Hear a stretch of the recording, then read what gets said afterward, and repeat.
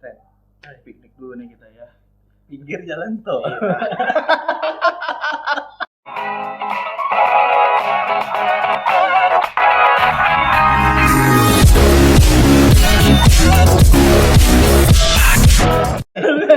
Ini baru pertama kali nongkrong di pinggir jalan tol. Setelah sekian lama kita bosan di rumah, kami mencoba sesuatu jalan-jalan virtual ya. Yang kami pilih adalah gerbang tol Salatiga. Itu nggak tahu ada gunung apa juga, pokoknya bagus aja gitu. Kita pilih ya, kita bikin piknik ngobrol di pinggir jalan tol. Soalnya kalau di luar beneran kan bahaya ya. Mendingan di pinggir jalan tol yang sama mobil aja tuh.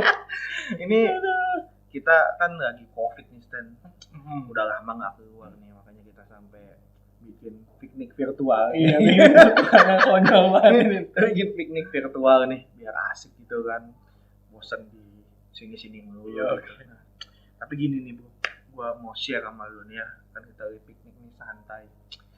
Gini kan, kalau firman Tuhan kan kalau kita baca, mintalah maka engkau akan diberi. Wah, ketuk, wah apa Asik nih. iya, berdoa, doa orang benar jika dengan sungguh-sungguh didoakan besar kuasanya.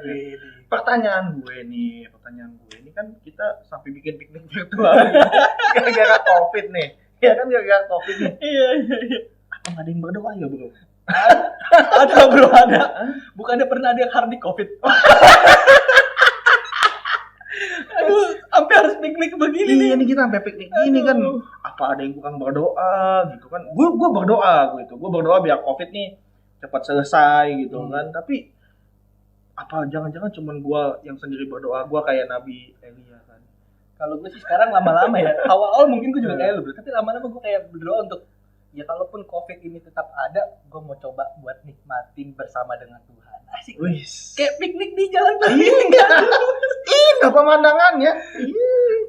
Tapi susah ya, walaupun gue sih jujur aja, walaupun gue bilang pengen nikmatin bersama dengan Tuhan covid ini, susah bro.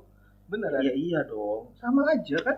Makanya tadi gue bilang, gue pakai contoh Nabi Elia. Bayangin, berhasil ngalahin nabi-nabi Baal, tapi nggak menikmati kemenangan. Dia merasa sama kayak gini ya kita.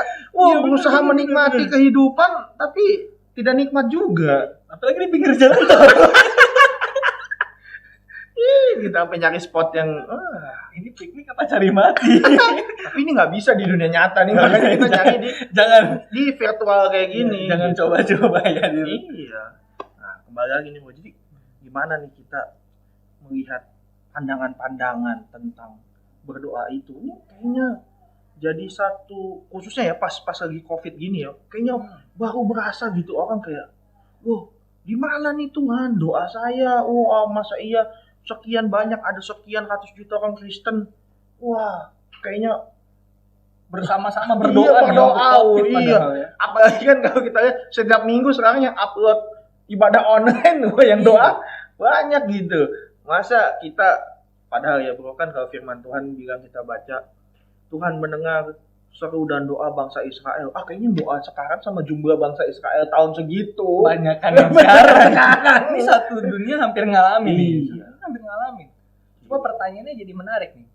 Ini my will atau God's will? Nah, ini yang menarik sebenarnya untuk kita ngobrolin apa nih ya yang sebenarnya. Doa itu kehendak Tuhan atau kehendak kita yang jadi? Atau mantra.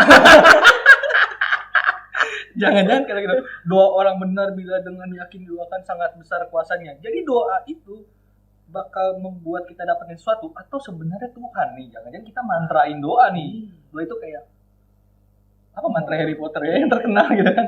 Bang langsung terjadi. Ya enggak begitu kan. Ini ya itu jadi berbahaya juga sih. Nah, ini yang perlu kita perhatikan gitu. Jadi ketika mengupas doa, kita sering lupa dalam kalau kita baca tentang doa itu kan nggak salah loh meminta loh. Iya, Nggak salah. nggak salah, nggak salah. Meminta itu kan kalau nggak salah. Tapi kan yang menjadi jawaban doa itu yang harus kita ketahui adalah bukan kehendak kita kan. Sebenarnya yang paling baik itu adalah memang kehendak Bapa yang jadi.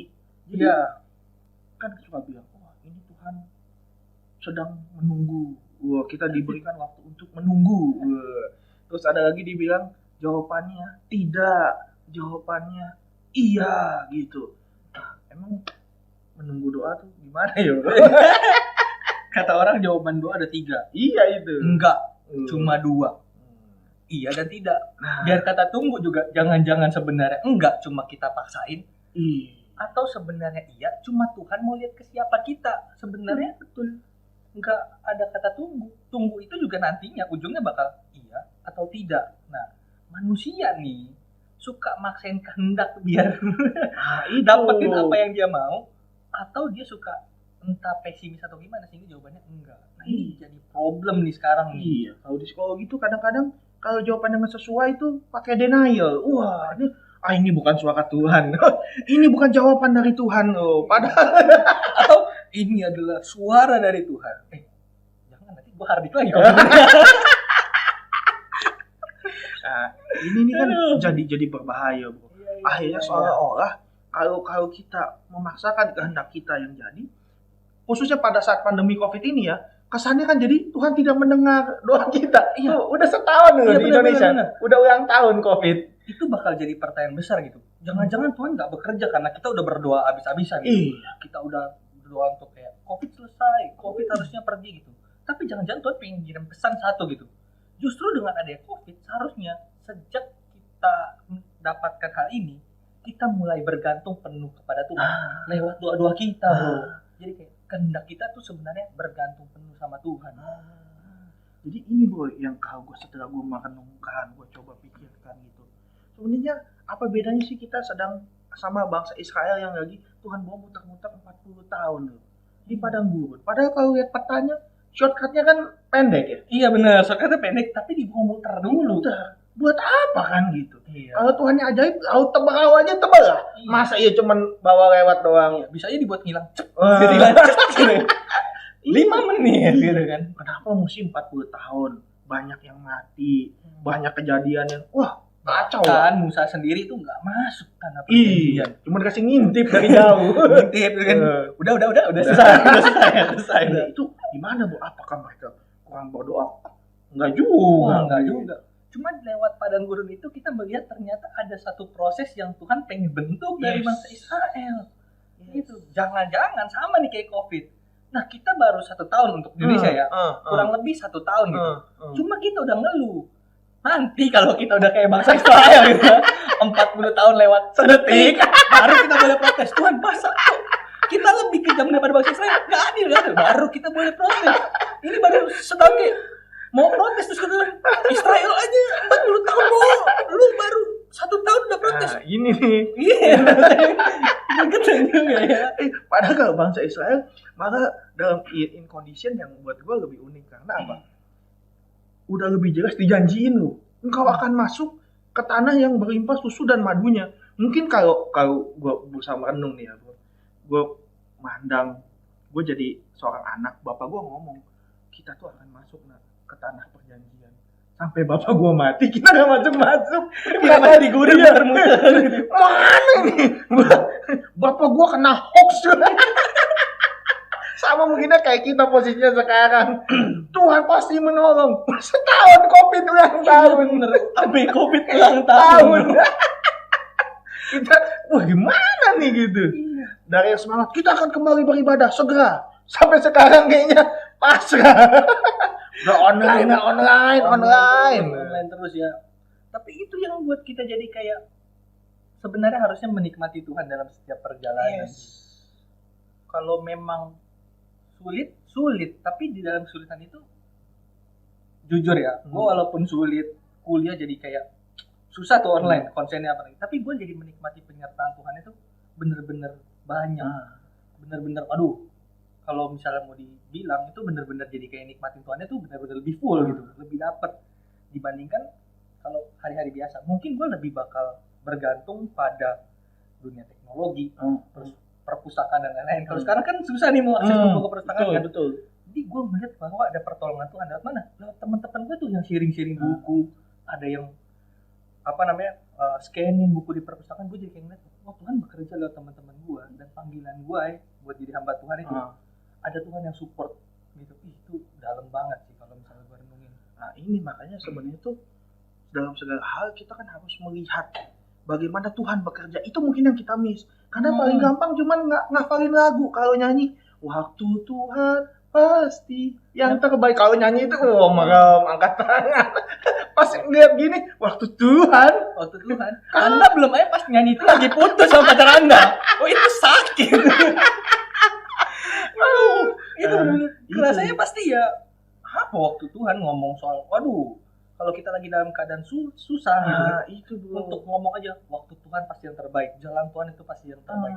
Susah banget kita buat ini yang sebenarnya harus jadi perenungan kita bersama. Tadi apa yang kita ngobrolin berdua nih ya, gitu, bahwa bagaimana harusnya kita melihat sisi Tuhan di dalam setiap permasalahan.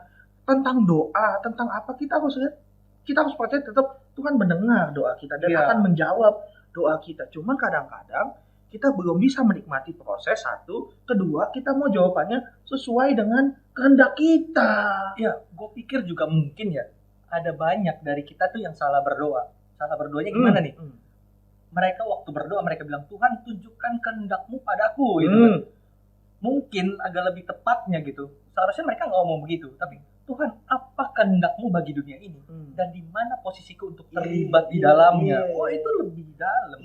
Karena kalau kita bilang ngomongnya begitu kayaknya terlalu puitis ya. Iya. Tuhan tunjukkan kehendak-Mu.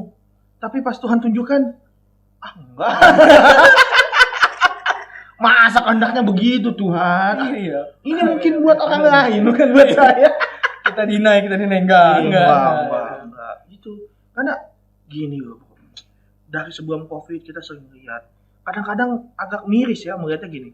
Kalau orang didoain sembuh, itu Tuhan tolong. Kalau modar, aduh Tuhan kenapa ini terjadi gitu. Padahal kalau kita baca firman, mengaminkan Tuhan turut bekerja dalam segala hal untuk mendatangkan kebaikan.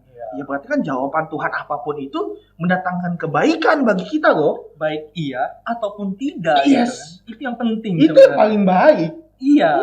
Ingat bahwa setiap apa yang kita doakan, apapun kehendaknya, walaupun kita nggak dapat, Tuhan punya satu rencana yang lebih indah buat kita semua gitu. Itu kadang-kadang cuma dengar firman doang, kalau dengar firman gitu. Rancanganmu bukan rancanganku. Wow, amin. Tapi begitu nyata berdoa, Tuhan, terus Tuhan jawab, ini rencanaku. Satu lagi bos, jangan lupa baca ayat atasnya. Ayat atasnya tuh penghukuman dulu bos. Baru dinyatakan ada rancangan Tuhan yang baik di balik penghukumannya yang berat buat semua manusia saat itu, khususnya bangsa Israel ya. Waktu itu. Nah, itu yang menarik gitu. Kita cuma pengen rancangan yang baik tanpa melihat Tuhan yang bekerja lewat itu semua. Baik secara baik kerjaannya atau secara ya kita lihatnya mungkin kejam, tapi itu untuk kebaikan umat manusia sebenarnya. Iya, betul kita ya itu ya, kadang-kadang makanya suka ada idiom tentang filsafat itu bilang, apakah Tuhan mendengar doa kita? Satu sisi kita minta untuk turun hujan. Iya. Satu sisi kan pasti ada orang-orang yang minta untuk tidak turun hujan. Seolah-olah ada doa yang tidak dijawab Tuhan. Itu gue pernah ngalamin bro. Gue pernah ngalamin. Ini pengalaman pribadi lah ya. Gue dulu kuliah kan jauh ya dari Jakarta dulu, waktu gue S1. Dari Jakarta Kuningan ke Depok kan. Terus di jalan mendung bro. Terus gue gini, Tuhan. Wahani nih. Gue berdoa di jalan tuh. Tuhan, please jangan turunin hujan dulu. Sampai gue sampai di rumah gitu kan. Pengennya jangan turunin. Ada laptop, ada apa. Nanti jadi nggak jadi berkat gitu kan. Pas di jalan hujannya deres nggak main-main. Nggak pakai intro bro, langsung Terus langsung kayak feeling gue tuh ya, iya nih gue berdosa banget, kagak dijawab Tuhan. Dan gue ngerasa kayak gini loh, gue udah pelayanan. Iya kan, kayak kok Tuhan malah kasih hujan gitu. Ini padahal laptop ini buat pelayanan loh. Ini ada skripsi gue, apa segala macam itu. Iya makanya kan kayak feeling gue tuh kayak, apakah tidak layak doa saya didengar Tuhan loh. Iya. Aduh, gue kayaknya sebel banget gitu. Tapi gue nggak tahu ya, siapa tahu banyak orang yang merindukan hujan itu turun, sehingga hidup mereka justru dari hujan itu turun menikmati Tuhan. Tapi gue nggak pernah lihat itu. Itu yang salah mungkin dari gue selama ini waktu berdoa gitu. Karena kan kita pikir harusnya dijawab tuh. Apalagi kan gue buat pelayanan mulia.